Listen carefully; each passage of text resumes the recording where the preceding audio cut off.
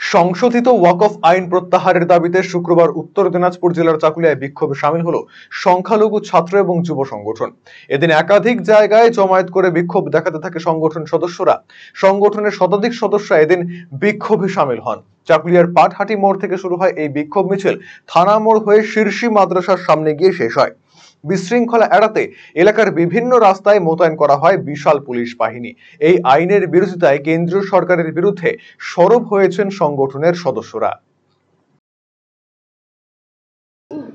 যে পার্লামেন্টে বিজেপি সরকার একটি বিল পেশ করেছিল এবং সেটা যথারীতি পাসও করিয়েছে সংখ্যাধিক্যের বলে।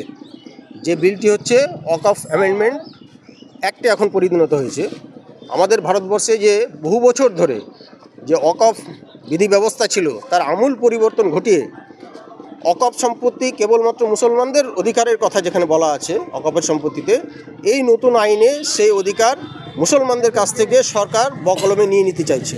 এবং আমরা মুসলিম কমিউনিটির লোক আশঙ্কা করছি যে আমাদের যে পৈতৃক সম্পত্তি শত বছর ধরে যেটা বংশ পরম্পরায় চলে আসছে, আমাদের মালিকানাধীনে আছে, সেই সম্পত্তিটা একসময় গিয়ে এই স্বৈরাচারী বিজেপি সরকার তার পুঁজিপতি বন্ধুদের হাতে তুলে দেবে, এই মর্মে এই বিল নিয়ে এসছে। যেমনটা করেছিল কিষাণ বিল নিয়ে এসে কিষাণদের হক মেরে অধিকার থেকে বঞ্চিত করে পুঁজিপতিদের হাতে তুলে দেওয়ার জন্যই, মুনাফার জন্যই যে কিষাণ বিল এনেছিল, সেই প্রতিবাদে কিষাণরা যেমন প্রতিবাদ করে এই আইন প্রত্যাহার করতে বিজেপি সরকারকে বাধ্য করেছিল, আমরাও এই একইভাবে গণতান্ত্রিক উপায়ে শান্তিপূর্ণভাবে আন্দোলনের মধ্য দিয়ে বিজেপি সরকারকে এই আইন প্রত্যাহার করতে বাধ্য করব।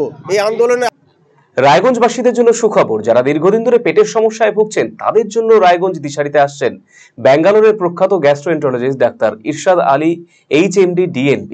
এখন থেকে প্রতি মাসে নির্দিষ্ট দিনে ডাক্তারবাবুকে দেখাতে আজই যোগাযোগ করুন দিশারি হেলথ কেয়ার উকিলপাড়া রায়গঞ্জ শাখায়। যোগাযোগ করুন 7477785509 এই নম্বরে এবং 7477785512 এই নম্বরে।